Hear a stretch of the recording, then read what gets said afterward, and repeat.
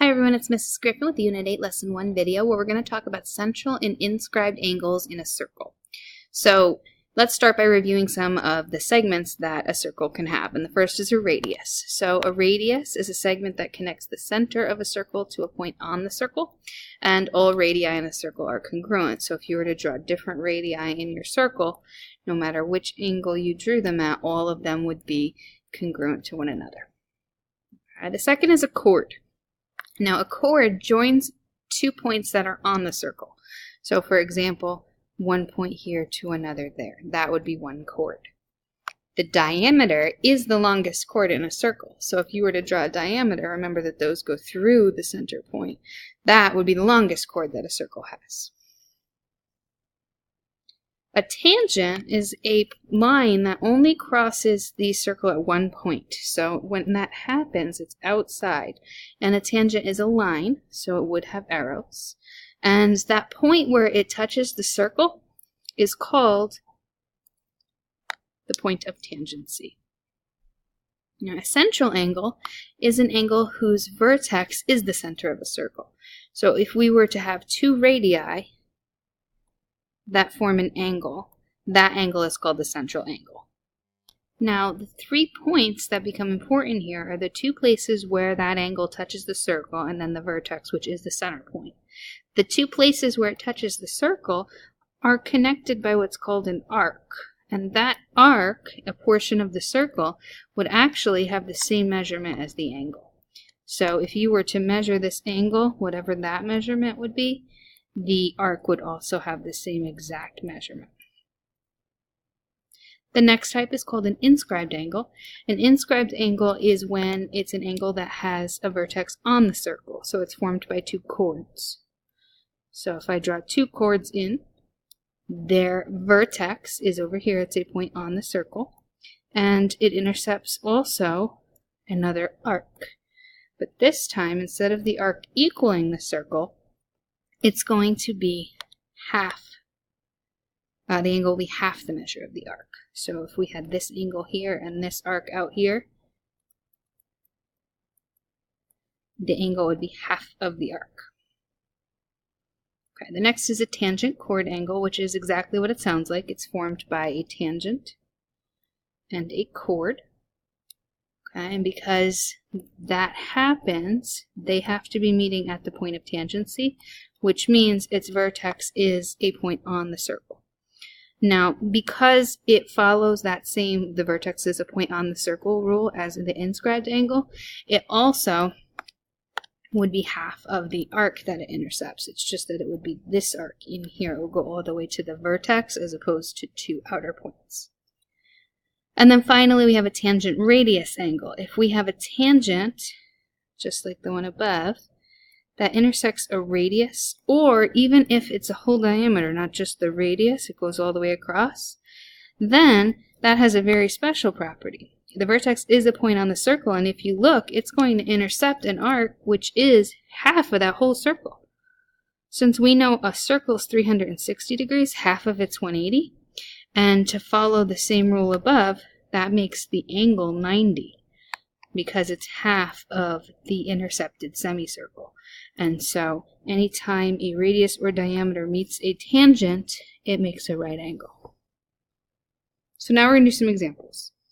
When we name arcs, we use a little curvy arc head, and it should look like a curve. It shouldn't be straight like the line segment ones. And when we find measures, we find them in degrees. So if we look at this example 1, we're trying to find the measure of arc AC. Now, this is called a minor arc because it is less than half.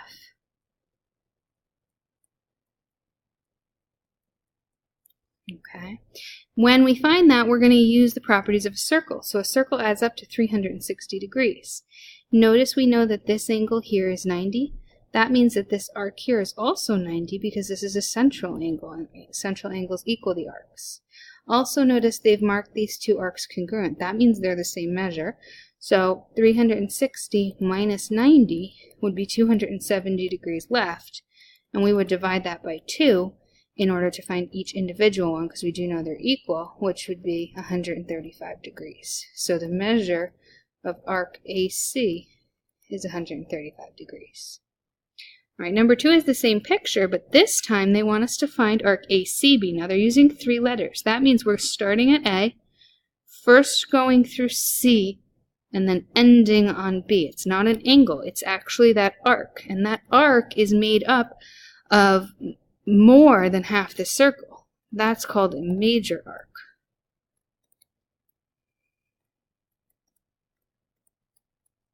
Okay, and those need 3 letters because you have to tell the person that's reading it which way to go.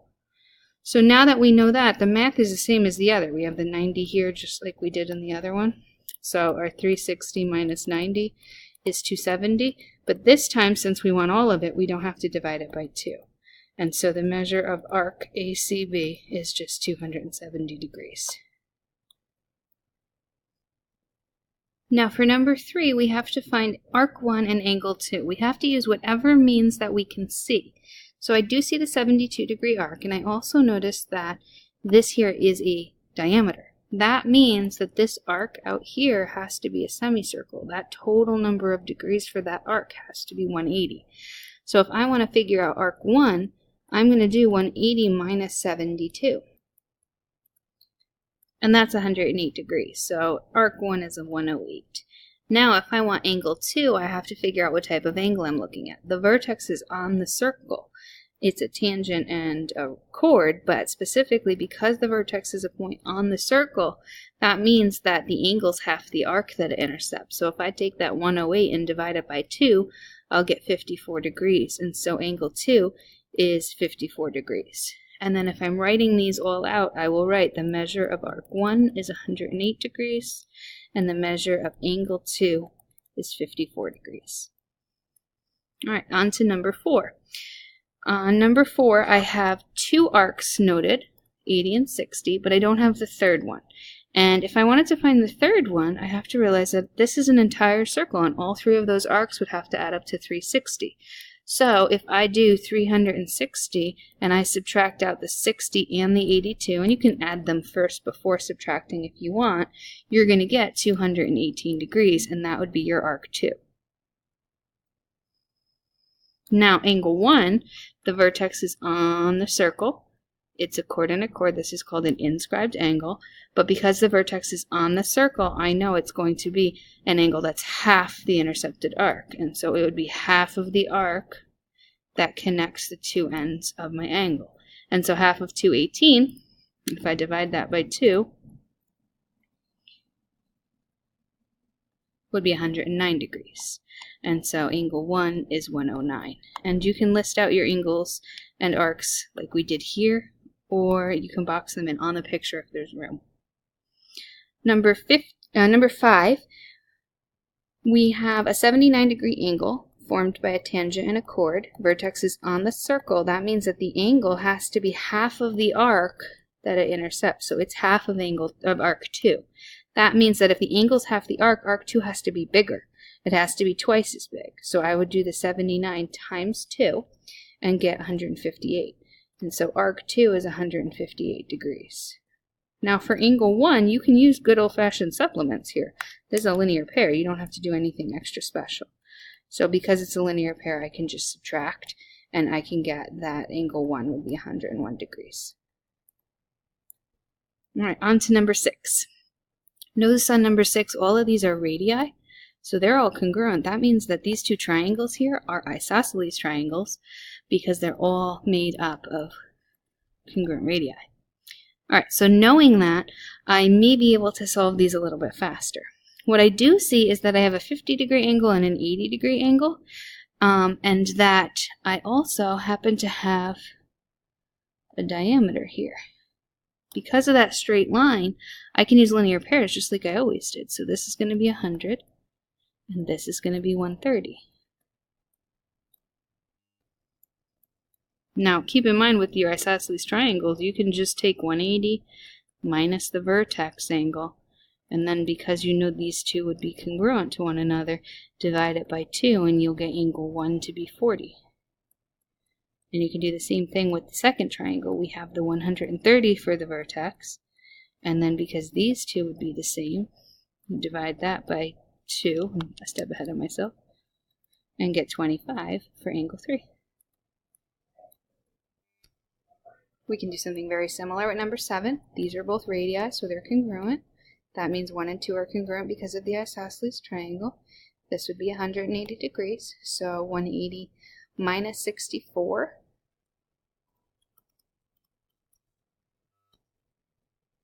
is 116, and then you can subtract that from 180 and divide it by 2. Notice you'll get your 64 again. There's that exterior angle theorem at work there. And both of those would be 32 degrees. You also could have instead done some circle rules. We have a central angle here, which would make this arc the same. It would also be 64. And then we have an inscribed angle here, which would be half of the arc, and that's where we're getting the 32 from. All right, and number 8, we are looking for arc 1 and arc 2. Let's look at what we have. Since we're looking for arcs, I'm going to try and figure out how this angle helps me.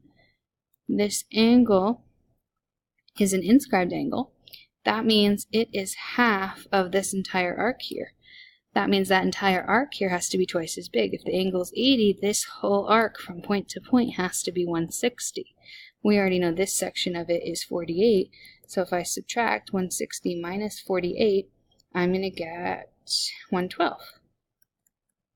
And then since the whole thing is a circle, I'm going to subtract from 360 the 112, the 48, and the 74. And I will get 126, and that'll be arc 2. On to number 9. Lots going on here, many segments. Start with what they've given you, figure out how it can help. Look for radii and diameter. I don't have those, but I do have this 24-degree angle. I can follow that outward. And since the vertex is on the circle, that means it's inscribed, so this angle is half of the arc. If the angle is 24, the arc has to be 48. Angle 2 is also inscribed to that same exact angle, or arc rather. That means it's also half of the 48, so it's also 24.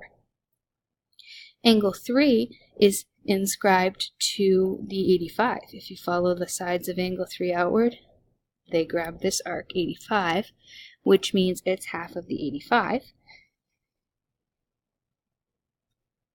which would be 42.5.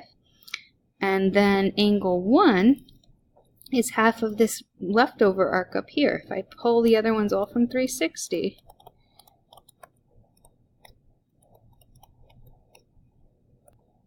I'll get 112, and angle 1 would be half of that, which would be 56. For number 10, angle 1 and 2. Well, angle 2 is a central angle, and this is a radius, and so is this, which means this is an isosceles triangle. So this 51 would also go here. And then if I subtract those both from 180, or add them up and then subtract from 180, I will get 78. Now, because that is a central angle, the arc it's grabbing would also be 78, and angle 1 is inscribed to that same arc, which means it, since the vertex is on the circle, would be half of it. Half of 78 is 39. On to number 11.